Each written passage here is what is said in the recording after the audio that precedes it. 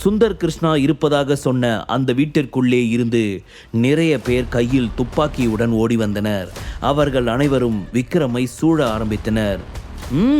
Good job, பக்காவா plan பண்ணியிருக்கீங்க போல என்று அங்கிருந்த அனைவரையுமே சுற்றி முற்றி பார்த்தவாறு தன் இதழ் ஓரத்தில் புன்னகை ஒன்றை உதித்தான் விக்ரம். அவன் எவ்வளவுதான் சிரித்து தன்னை தைரியமானவன் என்று காட்டிக்கொள்ள நினைத்தாலும் அவன் உடலில் இருந்த வலி அதற்கு தடை செய்ய ஆரம்பித்தது.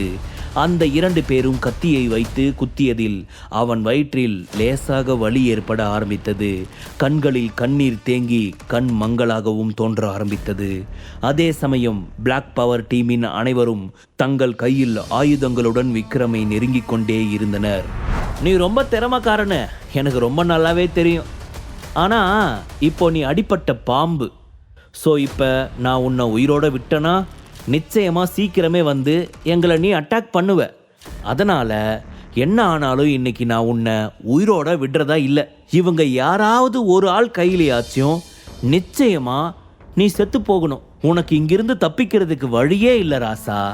உன்னால் ஓடவும் முடியாது, ஒளியவும் முடியாது. ஸோ என்ஜாய் யுவர் டெத் என்று சொல்லி சோமேஸ்வரர் நக்கலாக சிரிக்க, என்ன விக்ரம், அப்போ ரொம்ப அசால்ட்டா நீ அந்த கலாவை கொண்டு போட்டல? அது மட்டும் இல்லாமல் என் மேலே வேற நீ கை வச்சல. இப்போ பாரு, கலாவை கொன்னதுக்கு பிரியாச்சித்தமா உன்னை கொல்றதுக்கு எத்தனை பேர் வந்து நிற்கிறாங்கன்னு. இவங்க எல்லாரையும் தாண்டி திமிரா வந்து என்னை அடி பார்ப்போம். ஒத்துக்கிறேன், நீ ரொம்ப திறமைக்காரனு என்று கரண் அவன் கோபத்தை மேலும் அதிகப்படுத்தினான். இவங்க 2 பேரும் அவங்களோட டைமிங்க்கு ஏற்ற மாதிரி பேசிட்டாங்க. ஆனால் இந்த கோவிந்த் மட்டும் இன்னும் அமைதியாக இருக்கான். ஆரம்பத்தில் இருந்து இவன் என்கிட்ட நல்லவன் மாதிரி நடிக்கிறான்னு எனக்கு ரொம்ப நல்லாவே தெரியுது. ஒருவேளை இன்னும் ஆக்டிங்கை கண்டினியூ பண்ண போகிறானா இல்லை என்று விக்ரம் யோசித்து கொண்டிருக்கும் பொழுது கோவிந்த் அவனை பார்த்து நக்கலாக சிரிக்க ஆரம்பித்தான். நான் நினச்சது மாதிரி ஆரம்பிச்சிட்ட என்று தனக்குத்தானே சொல்லி கொண்டிருக்கும் பொழுது, என்ன விக்ரம், என்கிட்ட இருந்து இதை நீ எதிர்பார்க்கவே இல்லைல்ல? உன்னை இந்த மாதிரி ஒரு இடத்துல ஸ்கெட்ச் போட்டு தூக்குறதுக்காக தான் இத்தனை நாளா நான் உன்னை தாங்கிக்கிட்டு இருந்தேன். ஆனால் இதுக்கு மேலே நான் உன்னை தாங்க எந்த ஒரு அவசியமும் கிடையாது. ஏன்னா இன்னைக்கு உன்னோட கதை ஒட்டு மொத்தமாக முடிய போகுது. நீ சாக போகிற தண்ணி மேலே ஒத்த காலில் நிற்கிற கொக்கு. எவ்வளவு நேரம் கால் வலிச்சாலும் அது கண்டுக்காம மீன் வர வரைக்கும் காத்துக்கிட்டே இருக்குமா. ஏன் தெரியுமா? அப்போதான் அந்த கொக்கோட வயிற்றுக்கு பசி ஏற்ற மாதிரி சரியா தொக்கா ஒரு மீன் வந்து மாட்டுமா. அந்த மாதிரி தான் நீ எங்களுக்கு மீன், நாங்கள் எல்லாம் கொக்கு. நீ வர வரைக்கும் ஒத்த காலில் நின்று காத்துக்கிட்டு இருந்தோம். கரெக்டாக நாங்கள் நினச்சது மாதிரியே உன்னை இங்கே வர வச்சோம். இப்போ அசால்ட்டா உன்னை தட்டி தூக்கி போயிட்டே இருக்க போகிறோம். என்ன பண்ண முடியும் உன்னால என்று நக்கலாக கோவிந்த் பேசி சிரிக்க, இதை நான் உங்ககிட்ட இருந்து எதிர்பார்த்த விஷயம்தானே என்று கிண்டலாக சொல்லி சிரித்தான் விக்ரம். உன்ன மாதிரி ஒருத்தனை இது வரைக்கும் வாழ்க்கையில் பார்த்ததே இல்லை. நீ திறமைக்காரன்னு எனக்கு தெரியும். ஆனால் இப்போ நீ இங்கே சாவோட விளிம்பில் நிற்கிற. சுற்றி பார்த்தல, இங்கே இருக்கிறவங்க எல்லாரோட கையிலேயும் ஆளுக்கு ஒரு கன் இருக்குது. நீ லேசா இங்கிருந்து அங்கே அசையணும்னு நினச்சா கூட அவங்க கன்னில் இருந்து புல்லட் வந்துச்சுன்னா போதும், நீ செத்து போவ. கண்டிப்பாக இதுக்கு மேலே நீ தப்பிக்க எந்த வழியும் கிடையாது. ஆனாலும் இவ்வளவு திமிரா பேசுறல, அதுதான் எனக்கு இன்னும் ஆச்சரியமா இருக்குது.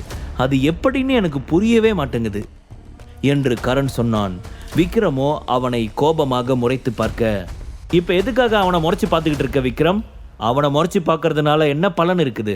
நீ ஏதோ ஒரு ஆசையா இங்க வந்த, அந்த ஆசை நிறைவேறல அப்படின்ற நிராசையில அவனை முறைச்சு பார்க்கறியா? என்ன பண்றது விக்ரம், நாம என்னதான் ஆசைப்பட்டாலும் மேலே இருக்கிறவன் நமக்கு ஒரு தகுதியை கொடுத்துருப்பான். நீ இந்த வீட்டோட பெரிய வாரிசாகணுங்கிற ஒரு நினப்புல உள்ள வந்த. ஆனால் நீ எங்கள் வீட்டு நாய்க்கு தான் சமம். உன்னால் எங்கள் வீட்டுக்குள்ளே இருக்கிற விஷயத்துல எல்லாம் தலையிட முடியாது. இப்போ உனக்கு எல்லாமே தெளிவாக புரிஞ்சிருக்கும்னு நினைக்கிறேன். இதுக்கு மேலேயும் பேசி எங்கள் டைமையும் உன் டைமையும் நாங்கள் வேஸ்ட் பண்ண விரும்பலை. சாவு என்று சொல்லிவிட்டு அங்கு இருந்த அனைவரையும் பார்த்து கண் அசைக்க அவர்கள் அனைவருமே விக்ரமை சுடுவதற்கு ஆயத்தமானார்கள். ஒரு கணம் சுதாரித்தவன் தனது மார்ஷியல் ஆர்ட் திறமையின் மூலம் சற்று மேலே உயரத்தில் பறக்க ஆரம்பித்தான். அவர்களது கண்ணில் இருந்து வந்த தோட்டாக்கள் ஒன்றை ஒன்று உரசிக்கொண்டு அந்த இடமே தீப்பிழம்பு போல் காட்சியளித்து கொண்டிருக்க விக்ரமோ அந்தரத்தில் பறந்து ஒரு மரக்கிளையை தாவி பிடித்து கொண்டான். அதன் பின் அதை கவனித்தவர்கள் அவனை ஷூட் செய்ய போன சமயம் அங்கிருந்து மறுபடியும் தரையில் தாவியவன் தன் அருகே நின்று கொண்டிருந்த ஒருவனின் கழுத்தை பலமாக திருகி போட்டுவிட்டு அவனை தனக்கு கேடயமாக பயன்படுத்தி கொண்டு தன்னை தாக்க வரும் புல்லட் அனைத்தையும் அவன் மீது பாய்ச்சி கொண்டிருந்தான். நேரம் பார்த்து அவன் கையில் இருந்த கன்னை உருவியவன் அவர்கள் அனைவரையும் சரசரவென்று சரமாரியாக சுட்டுத்தள்ள ஒருவர் பின் ஒருவராக தரையில் சரிய ஆரம்பித்தனர். அதே சமயம் எதிரிகள் பாய்ச்சிய புல்லட்டும் அவனது கைகளிலும் காலிலும் ஷோல்டரிலும் ஆங்காங்கே பாயத்தான் செய்தது.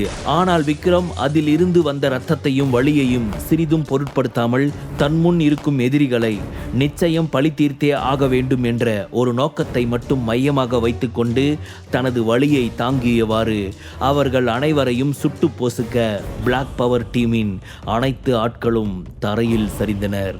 இதை பார்த்த சோமேஸ்வரன், கரண், கோவிந்த் 3 பேரும் அதிசயத்து வாய் பிளந்து போனார்கள்.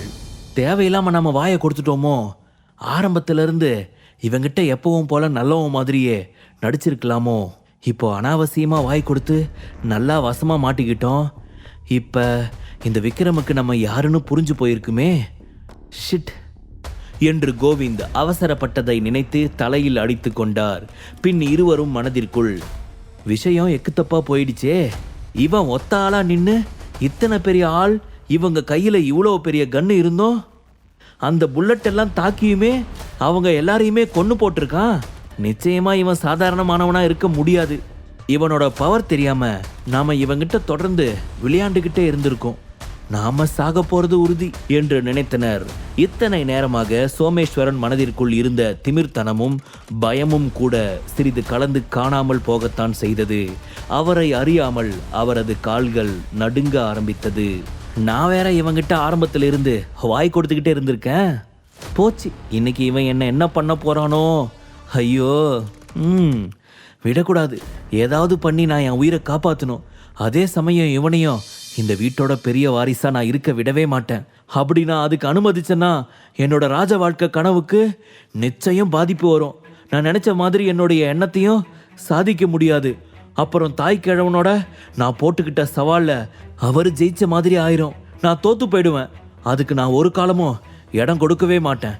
எப்பவுமே என் அப்பா கிட்ட நான் தோக்கவே மாட்டேன் என்று யோசித்து கொண்டிருக்கும் பொழுதே கோவிந்தும் கரணும் சோமேஸ்வரனிடம், சோமேஸ்வரன், நாங்க தான் உங்ககிட்ட அப்போவே சொன்னோம்ல, ஆல்ரெடி சுதீர் இந்த பிளாக் பவர் டீமை நம்பி போய் தான் தோத்துட்டு வந்தான்னு.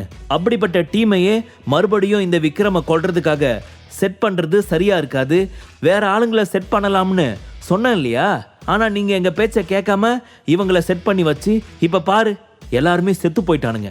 இவங்க செத்தது மட்டும் இல்லாம இவங்களை நம்பின பாவத்துக்கு நாமளும் சாக போறோம். நாம இவ்வளவு பெரிய பிளான் போட்டும் அதுல இருந்து எஸ்கேப் ஆனவன் நம்மளை உயிரோட விடுவான்னு நீங்க நினைக்கிறீங்களா? கிடையவே கிடையாது. இன்னைக்கு நம்மளை கொல்லாம விட மாட்டான். ஏன்னா இப்படி பண்ணீங்க என்று கரணும் கோவிந்தும் பழியை சோமேஸ்வரன் பக்கம் திருப்பிவிட, கொஞ்சம் அமைதியா இருக்கீங்களா? பிளாக் பவர் டீம்லேயே 4-5 டீம் இருக்கவும் அவங்க போனா என்ன, இந்த டீம் இருக்குதுல்ல, இவங்க அவனை உயிரோட விட மாட்டாங்கன்னு நினைச்சேன். சுதீர் கூப்பிட்டு போய் அட்டாக் பண்ண டீம்ல இருக்கிற ஒரு ஆளும் 100 பேருக்கு சமமானவங்க. இவங்க ஒரு ஆளும் 200-300 பேருக்கு சமம். அந்த ஒரு காரணத்தினால தான் நான் இவங்களை இங்க வர வச்சேன். ஆனா இவங்களையும் இந்த விக்ரம் இப்படி போட்டு காட்டுத்தனமா அடிச்சு சாக வைப்பான்னு எனக்கு என்ன தெரியும்? கொஞ்சம் அமைதியா இருங்க, என்னை யோசிக்க விடுங்க என்று யோசித்த சோமேஸ்வரனுக்கு விக்ரமை நினைத்து பயம் மேலும் மேலும் அதிகமாகி தனது காலிலும் உடலிலும் இருக்கும் நடுக்கம் தெரிய ஆரம்பித்தது. இதை கவனித்த கோவிந்தும் கரணும், அண்ணா நீங்க பயப்படுறீங்கன்னு எங்களுக்கு ரொம்ப தெளிவா தெரியுது.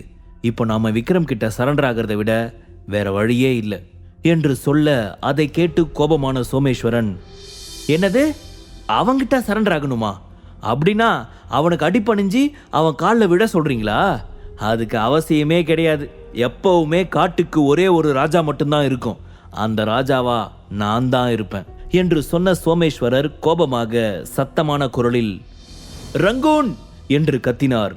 சுந்தர் கிருஷ்ணா தாத்தா இருப்பதாக கோவிந்த் சொன்ன அந்த வீட்டிற்குள் இருந்த மொட்டை மாடியில் இருந்து எகிரி குதித்தவாறு ஒருவன் கீழே வந்து நின்றான். அவன் அங்கு வந்து நின்ற மறுகணம் அவன் பின்னாலேயே இன்னும் 3 பேர் மாடியில் இருந்து தாவி குதித்து வந்து நின்றனர். 4 பேரும் பார்ப்பதற்கு மிகவும் வித்தியாசமாக இருந்தனர். நாட்டில் வாழும் சாதாரண மக்களை போன்று அவர்கள் இல்லவே இல்லை. ஏதோ காட்டுக்குள் இருக்கும் காட்டுவாசிகள் போலத்தான் அவர்கள் தெரிந்தார்கள். உச்சந்தலை முதல் உள்ளங்கால் வரை அவர்கள் உடல் முழுவதும் ஏதோ சாம்பல் நிற சாயத்தால் பூசப்பட்டு இருந்தது. பார்ப்பதற்கு அவர்கள் கொடூரமாகவும் ஆக்ரோஷமாகவும் இருந்தார்கள். அவர்கள் கழுத்தில் மிகவும் கூர்மையான நரிப்பல் பொருத்திய பாசிமணி ஒன்று தொங்கிக் கொண்டு இருந்தது. அவர்களது இடுப்பிலும் பெல்ட் போன்ற புலிவால் ஒன்று சுற்றி வளைத்து கட்டியிருக்க, மேலே சட்டை அணியாமல் கீழே அரைக்கால் டவுசர் போன்று ஏதோ ஒரு உடையை உடுத்திருந்தனர். கைகளிலும் கால்களிலும் கருப்பு கயிறை கட்டியிருந்தவர்கள் தங்கள் இடுப்புகளை சுற்றிலும் விதவிதமான கத்திகளை சொருகி வைத்திருந்தனர். அதே சமயம் அவர்களிடம் கன்னும் இருந்தது.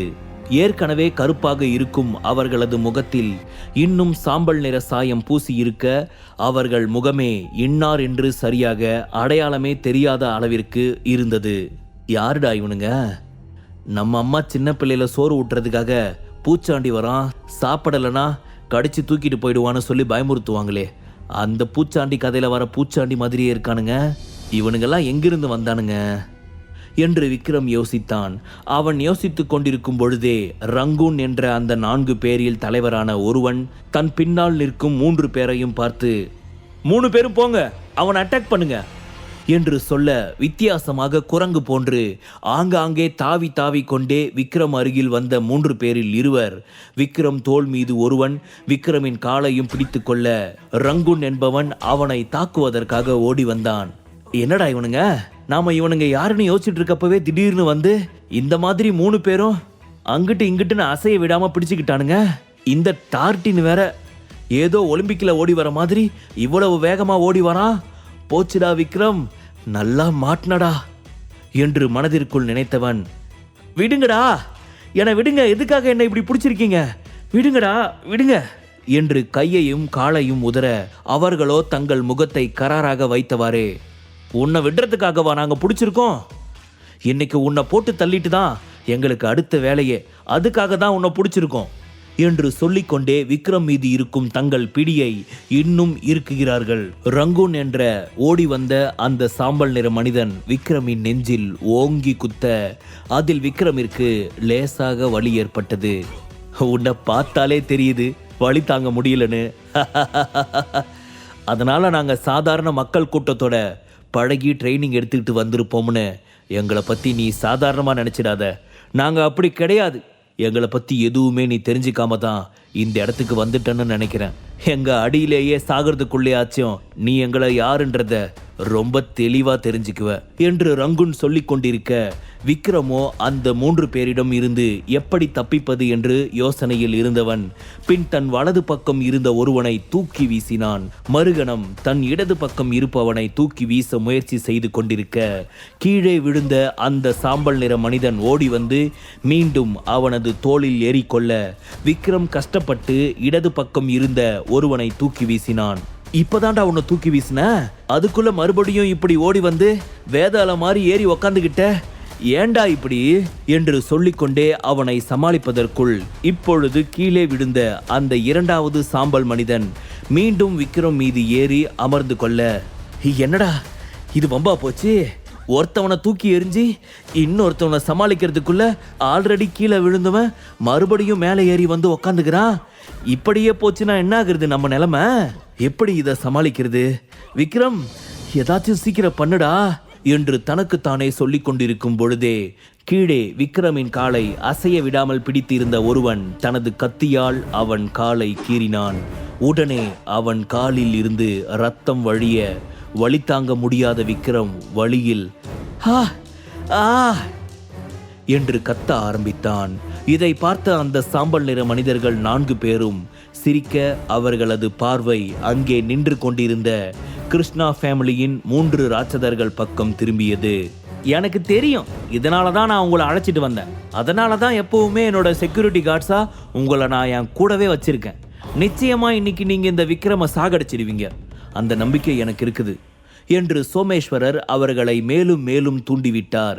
விக்ரம் அந்த சாம்பல் நிற மனிதர்கள் கையால் சாகப் போவதை நினைத்து கரண், சோமேஸ்வரன், கோவிந்த் 3 பேரும் சந்தோஷப்பட்டு சிரித்தவாறு கண்ணிமைக்காது விக்ரம் சாவதை பார்ப்பதற்காக ஆவலாக நின்று கொண்டிருந்தனர். முழு கதையையும் கேட்டு மகிழ பாக்கெட் FM ஆப்பை டவுன்லோட் செய்யுங்கள். லிங்க் டிஸ்கிரிப்ஷனில் கொடுக்கப்பட்டுள்ளது.